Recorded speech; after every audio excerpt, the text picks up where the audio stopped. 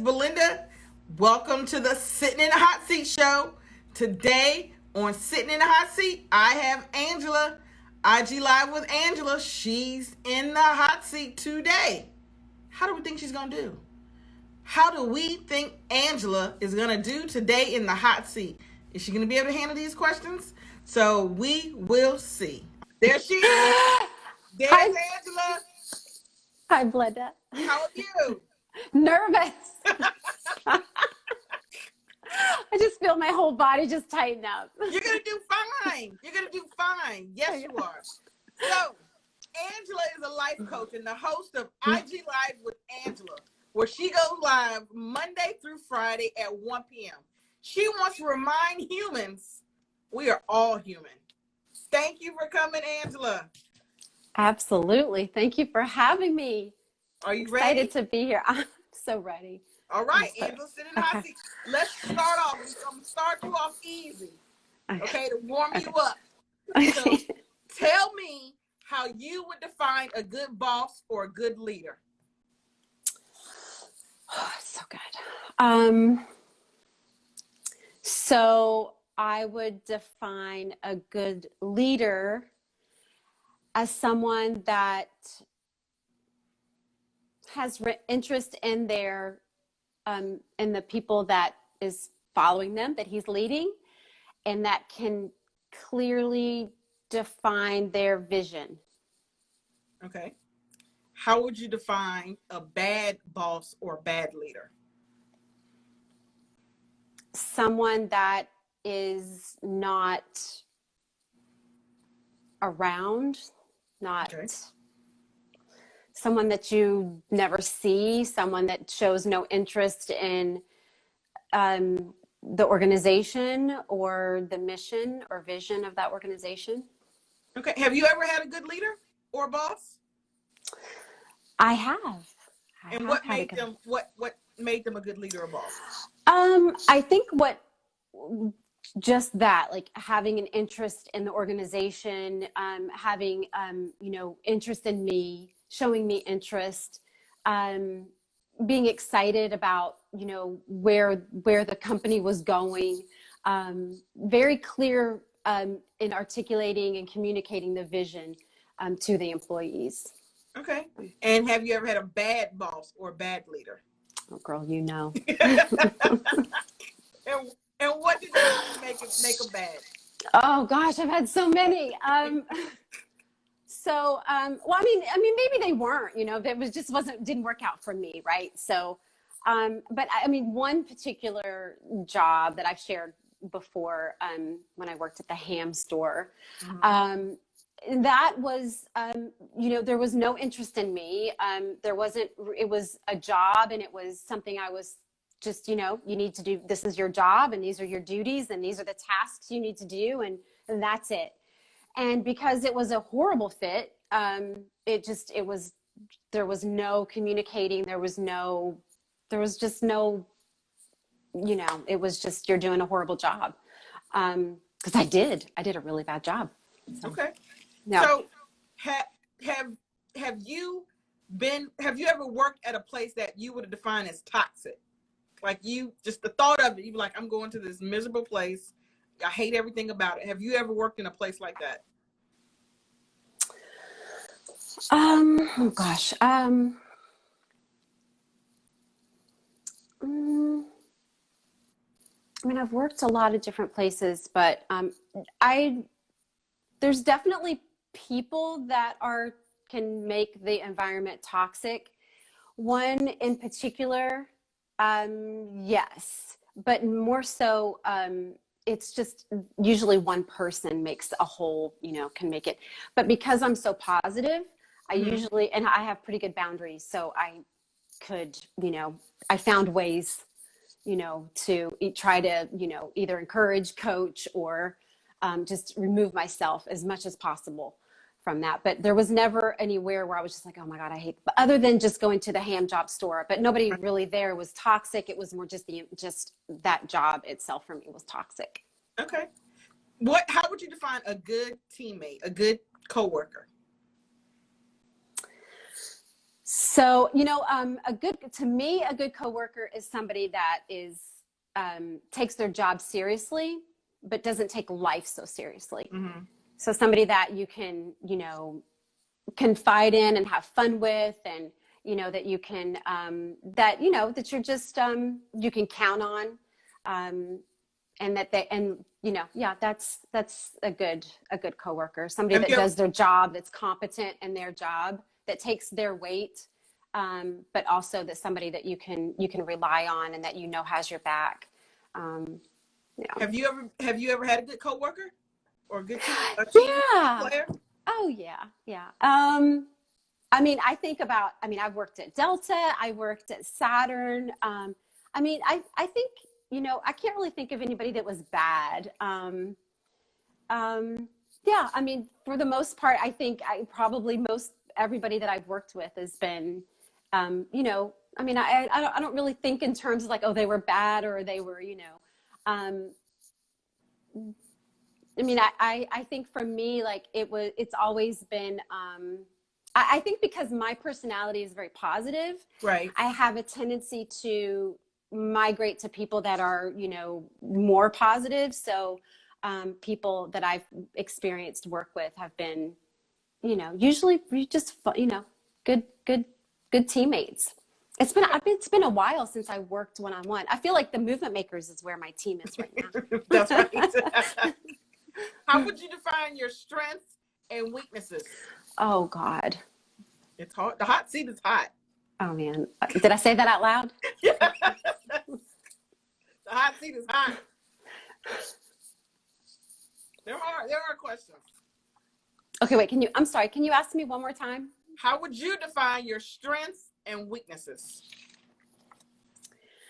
Well, I would define them in a way that's very uncomfortable because I really don't like talking about either one.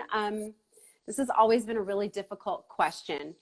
However, I've done a lot of work. And so my strengths, I do know through the Gallup poll, the 2.0 strengths finders, I do know what my strengths are. And one of the strengths that I have is a maximizer, which is a maximizer has a tendency to want to make things better. So if I see something, I want to make it better. So that's a strength.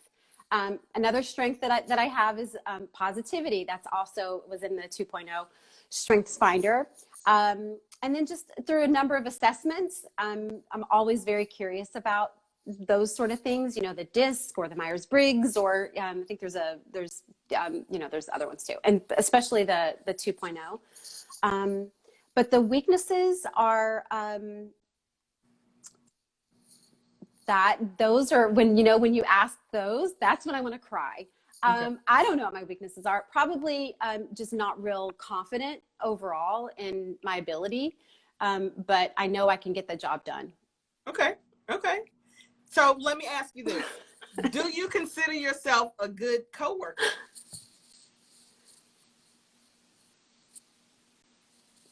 I would say yes. Okay. Why? I would say yes. Why am I a good coworker?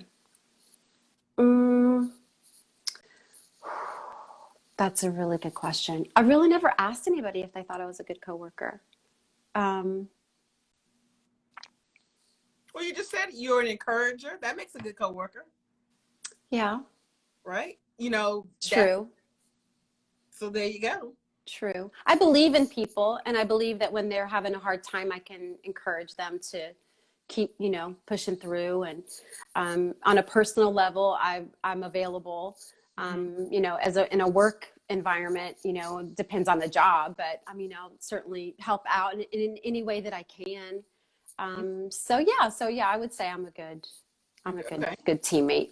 Would you say you're a good leader or boss?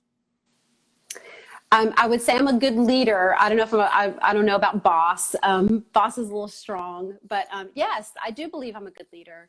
I'm a visionary, so I can see where things are going. I may not know exactly how to get there, but yes, I am a good leader. And I think a leader is someone that takes care of those that that's in charge, right? Or something like that. You know, I'm somebody that, you know, I love the people, so I want to help them as much as I can. Okay. Yeah. You're doing good. Your I'm so last, nervous. don't be nervous. You'll get the job. Automate Alan is here. Oh my goodness. He said to breathe. I want to get the. He said breathe. So you got this. You're doing a good job. So show Angela some love so we know, so she'll know she's doing a good job. Show her some love today. She only got a couple more questions and then she get out. Look at the love coming through. The love is coming through. I see no love, so y'all. It's coming through. I see it. The love is coming through. There it is. Don't be nervous. Your last few bosses, think about the last few bosses or leaders you had. What is something that they would say about you? Positive. What is something positive they would say about you? I did have my leader, Chuck Bob, who actually was, this is when I worked at Saturn, and I'll never forget, my parents came, I was selling cars and I loved it. I had just left Delta Airlines. I had just, you know, our office closed. It was 8 years I was with them. I grew up with them pretty much because I was in my mid-20s when the office closed. So I said, you know what? I'm going to sell Saturns. I could do it. And so I decided to go work as a receptionist. The position was available as a receptionist. And I thought, you know what? That's a good position. I'll start there first. So I started at that position to get to know the company and the people, and if that was really something I wanted to do. And the manager at the time, Chuck Bob, was amazing. Just an incredible human being, just a really great human person, man. And so the people that was, you know, he had 15, you know, salespeople and, you know, even more, he was, and, you know, under him.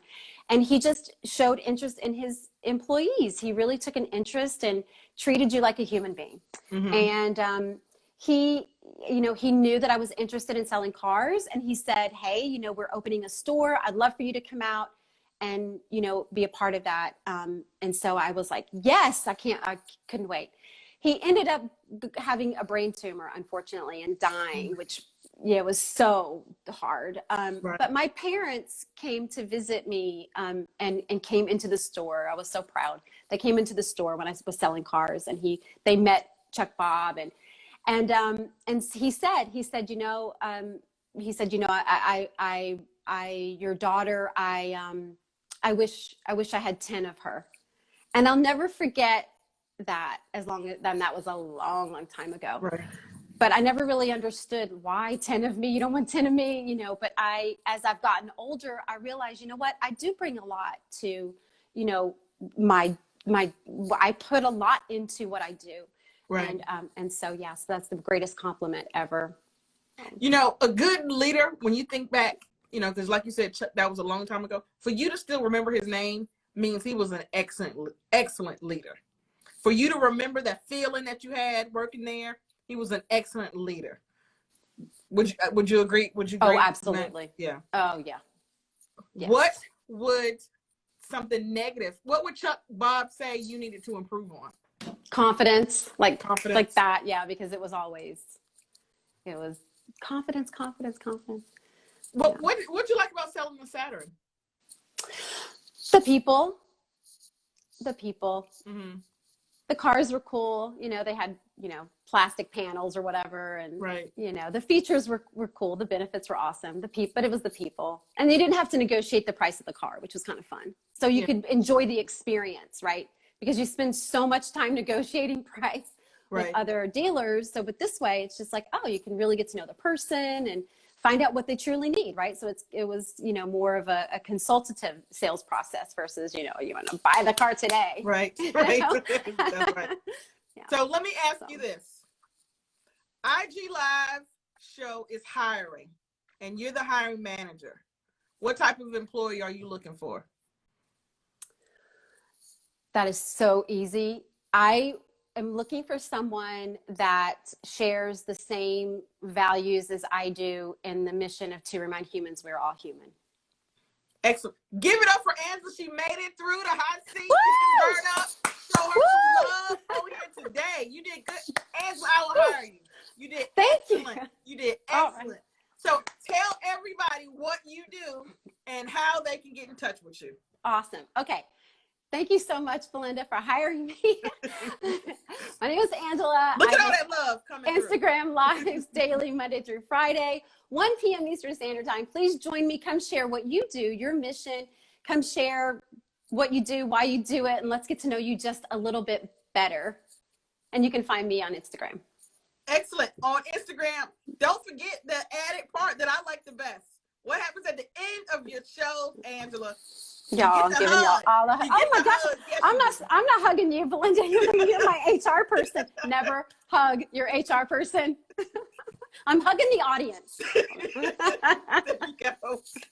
She's hugging the audience. She shows you love every time. Thank you so much for coming on, Angela. You did awesome. Thanks, Belinda. You did good. I will hire you. Go follow Angela. If you're not following her already, you're not going to miss it. Thank